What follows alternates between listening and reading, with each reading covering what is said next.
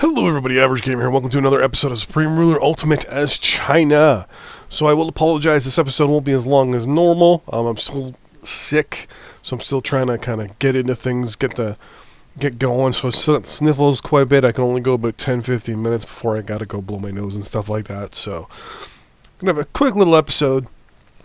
And this episode is going to be all about our African tactics, what our plans are for the continent of Africa specifically, and what I want to do. Now, I would like to request out there from some people that are watching this video, because I know, these views, the videos are getting, anywhere from 30 to 50 views. So I know there's a lot of you out there watching. So I have some requests for you guys out there that are watching these episodes. Feedback, please. If you have any ideas or thoughts about what I should do to basically get South Africa on our side, and basically also in conjunction with that, grow our sphere of influence.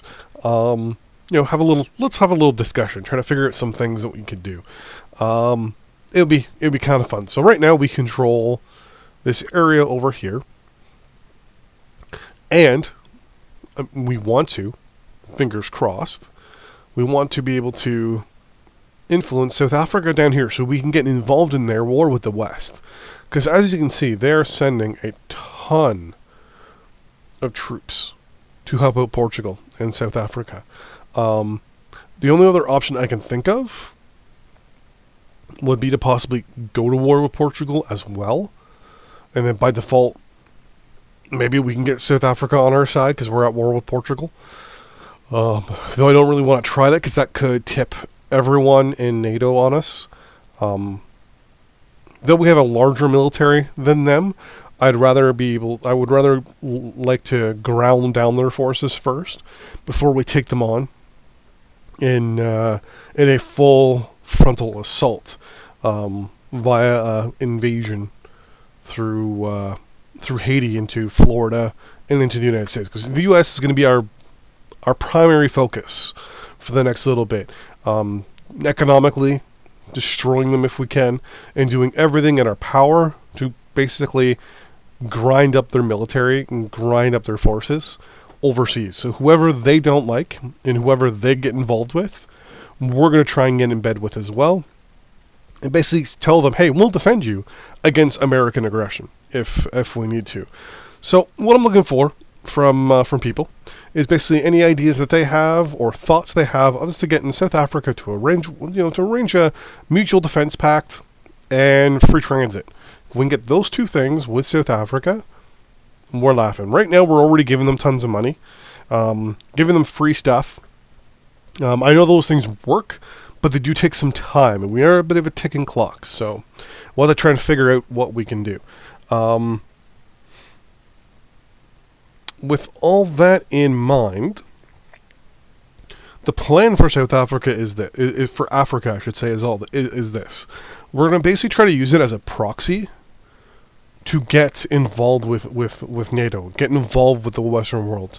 We're going to specifically target countries that are related or border or are associated with the West, so we can do exactly what we've done, what South Africa has done here, where we can draw in their forces through a secondary country, and hopefully, fingers crossed, force those other countries to come over and come up against our massive military firepower. The plan will be to basically have nice defensive positions and basically pummel them with artillery and aircraft and just grind them down. Because we can outproduce everybody, and we already have a larger military, so we can throw away units, like I said, involved here in South Africa.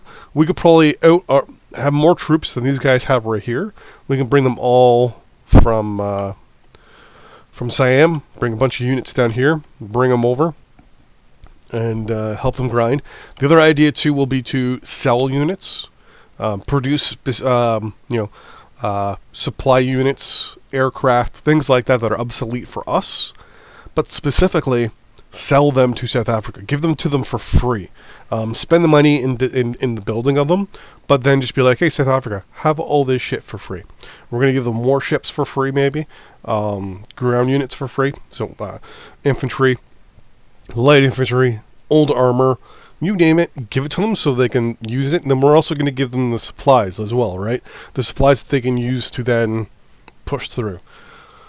The hope is, fingers crossed, that we can get them on our side enough that we can get our troops down there. That's the whole plan. Because once we can kind of get a proxy war going on here, the plan will be to just keep this war going. Just leave our units basically in a defensive position and just grind down these units. Just keep grinding them and grinding them and grinding them until basically the allies have nothing left. And then we will basically turn the war from basically almost like a proxy Cold War to a hot war. And we are just going to roll over Europe. Pretty much as fast as we can.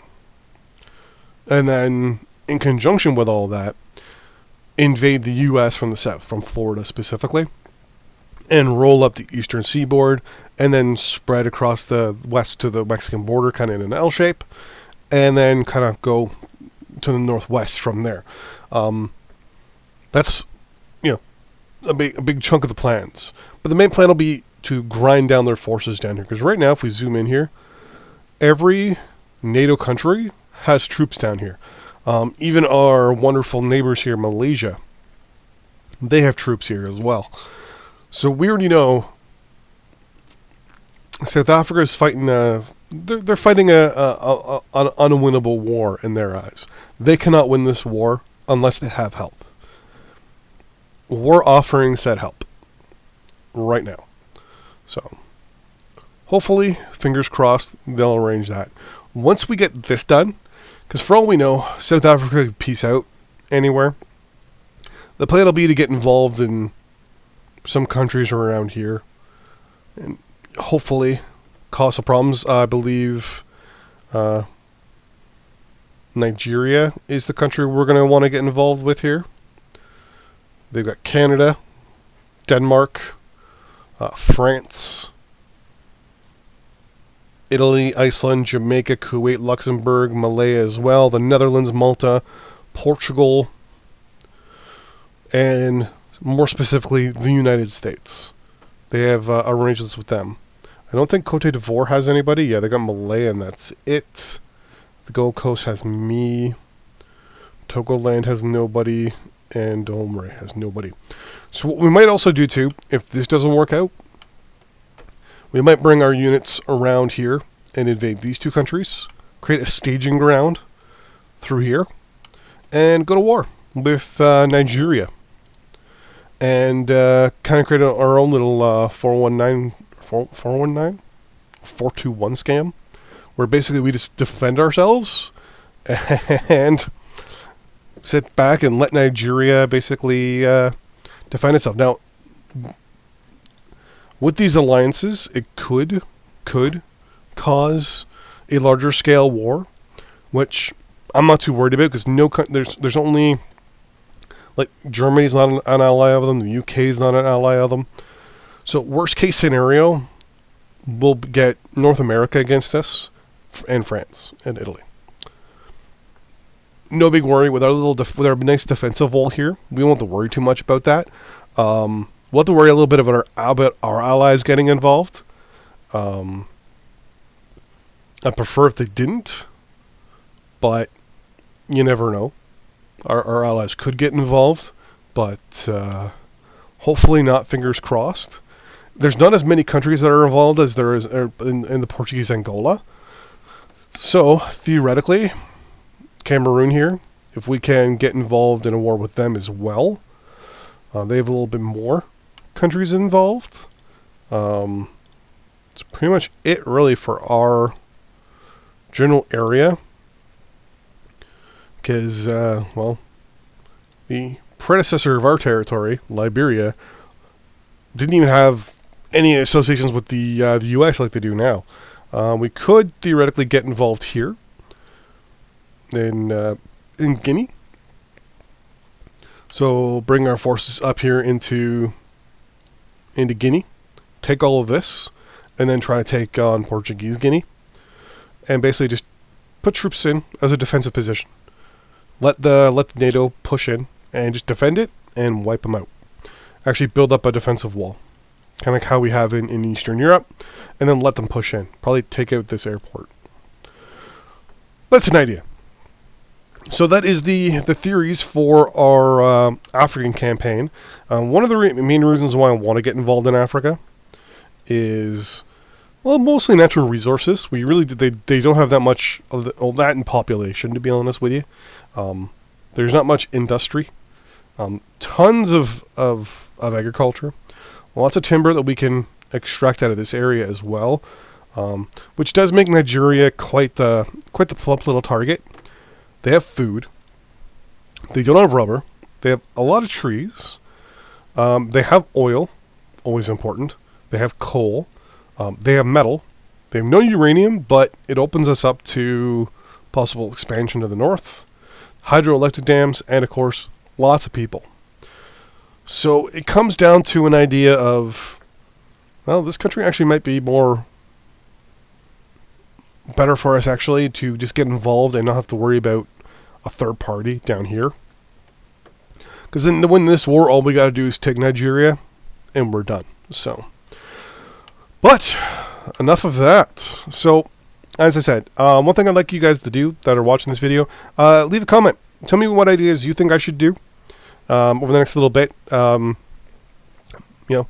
I'll definitely look over them, see what ideas are good. Even if it's one idea can feed off another one. Also, don't forget to leave a like and subscribe if you already have it.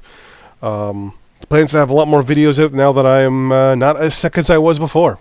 So thanks for watching. See you guys next time. Bye-bye.